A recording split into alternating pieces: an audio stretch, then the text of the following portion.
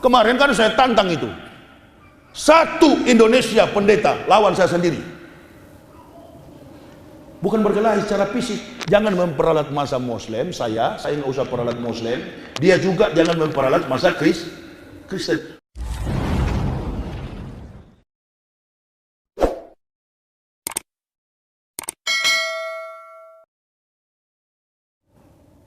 Lalu orang tanya, apa alasan saya masuk Islam? Oh, saya nggak pernah masuk Islam. Islam yang masuk ke dalam saya. Ini tuh beda. Kalau masuk Islam biasanya cuma karena mau kawin. Kalau orang masuk Islam biasanya cuma ikutan. Itu masuk Islam.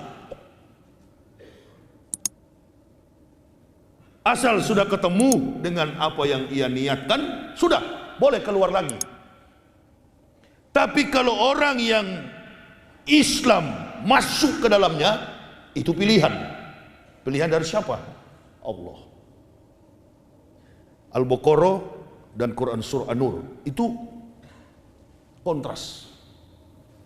Di Al-Baqarah bilang begini, Innal ladzina kafaru sawa'un 'alaihim a ansartahum am lam tunsirhum la yu'minun. Saya jadi hati-hati bicara karena sound system. Susah saya meledak, takut saya. Dia tak keluar suaranya. Ini Al-Baqarah.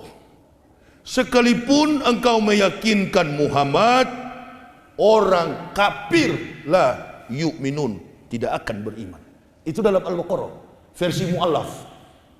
Versi mu'allaf. Ini mu'allaf. Karena di kamus besar bahasa Arab, mu'allaf itu orang yang dibujuk hatinya. Saya dan istri anak-anak tidak ada yang bujuk. Berarti bukan? Jelas ya? Sistematis, kontekstualis, teologis, dan rasional.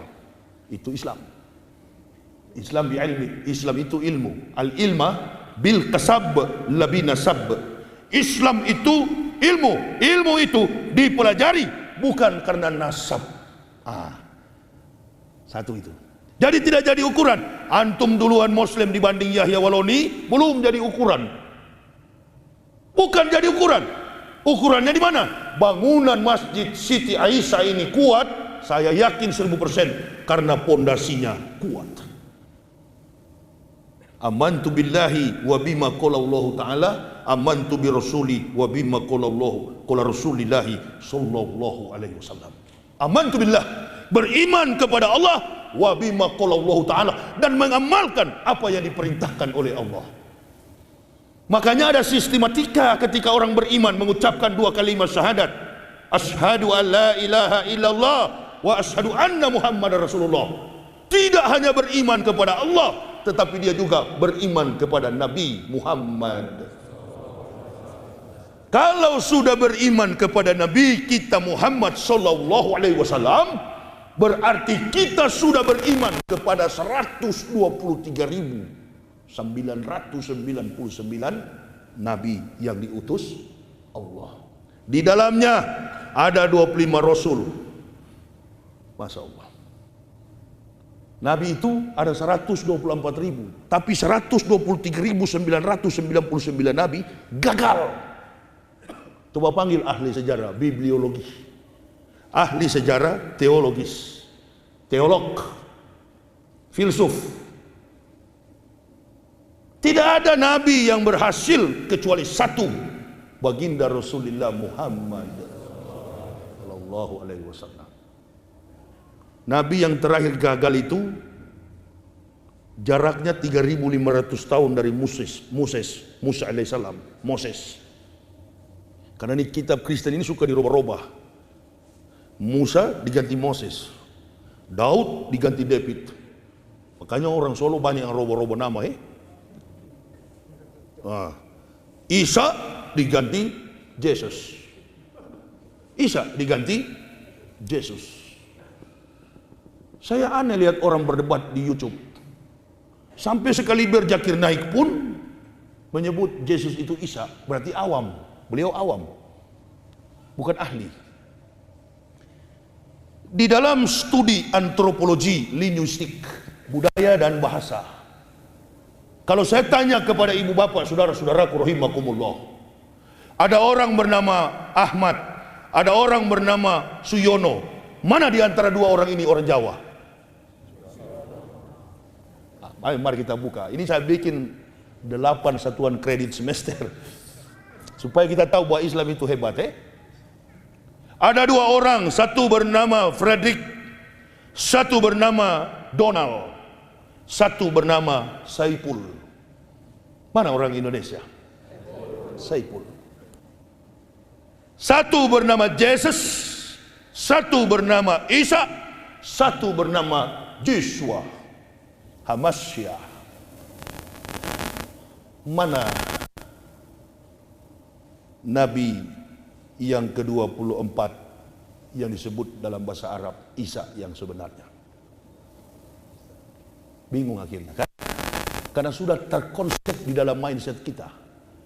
Bible Kristen itu kita anggap Injil, kita sebut Injil. Isa kita hubungkan terus dengan Yesus. Bahasa asli Isa itu, nama di kampungnya adalah Joshua Hamasya. Lahir di Bethlehem tanggal 6 sebelum Masehi. Dalam buku saya halaman 86, Profesor Dr. JLCH Christian Abineno, seorang teolog Kristen terkemuka, berkata, sampai hari ini kita tidak tahu secara persis tanggal, bulan, dan tahun berapakah Yesus itu dilahirkan.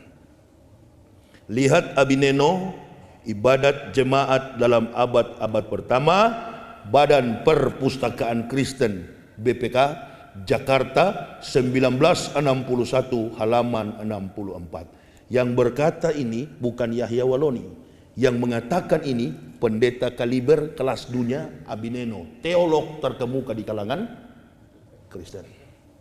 Dia yang berkata, sampai hari ini kami tidak tahu secara persis tanggal, bulan, dan tahun berapakah Yesus dilahirkan. Berarti tahun 2006 Pak Maruf Amin, ketua MUI, menurunkan fatwa menyebut Natal itu haram.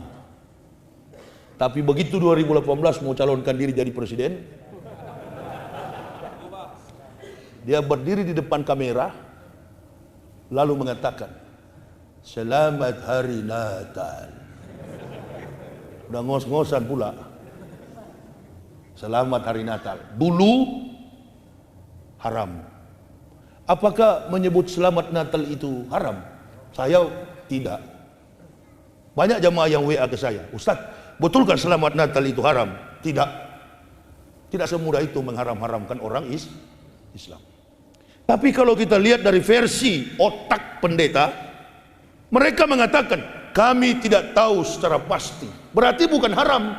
Begitu kita mengucapkan selamat Natal bukan haram, berarti sama-sama goblok dengan kafir. Mana lebih keras kira-kira? Keras boleh, tapi ilmiah, sehingga lawan tak mampu untuk membendung. Lapor polisi pun nggak mempan ini. Karena ini bukan saya bilang, saya cuma menyampaikan. Pendeta sendiri yang ngomong, tidak ada data secara persis. Tanggal 25 Desember itu adalah hari kelahiran anak dewa matahari. Perjalanan inilah yang mendorong saya untuk mencari tahu di mana letak kelahiran Al-Masih atau Yesus Hamasya. Dia lahir di Bait Lam, Bethlehem. Tanggal 6 sebelum Masehi. Romawi menjajah Yerusalem dari tahun 65 sebelum Masehi sampai 6 Masehi. Isa dilahirkan 6 sebelum Masehi. Nabi kita Muhammad dilahirkan 21 April tahun 571. Jelas kan? Sehingga kita di kalangan umat Islam ada yang merayakan Maulud Nabi. Nggak usah lagi kita bilang itu haram. Kalau antum tidak mau ikut, tidak apa-apa. Nggak apa-apa, itu kan syukur. Sedangkan Kristen saja yang salah dia rayakan Natal. Antum ngomong apa? Berhenti tuh menghina-hina sesama Muslim.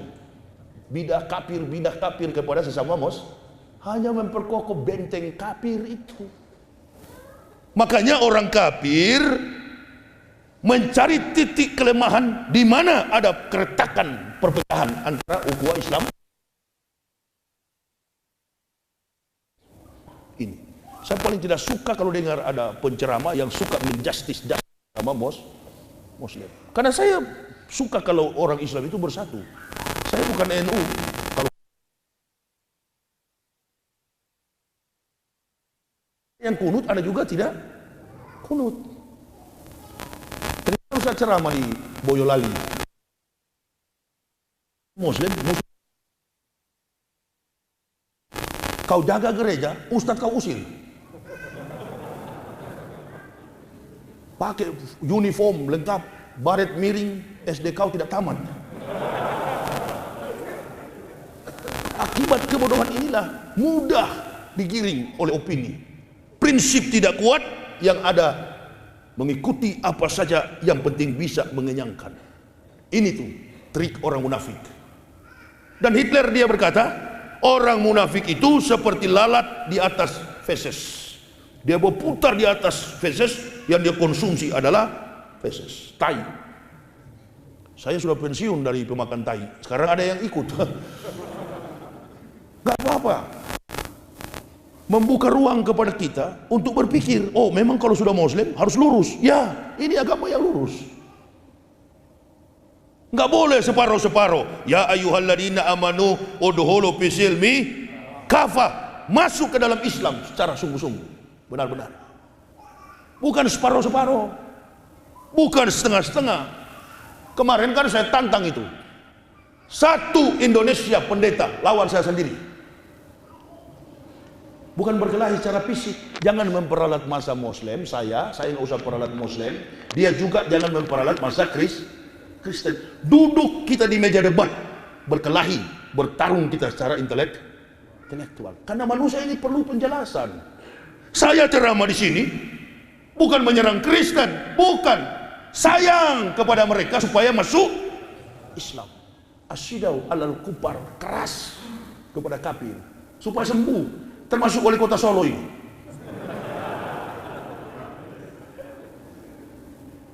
Jangan dengar, beliau ini kan sarjana, terpelajar sampai jadi pejabat. Masa mau dengar omong kosong pendeta?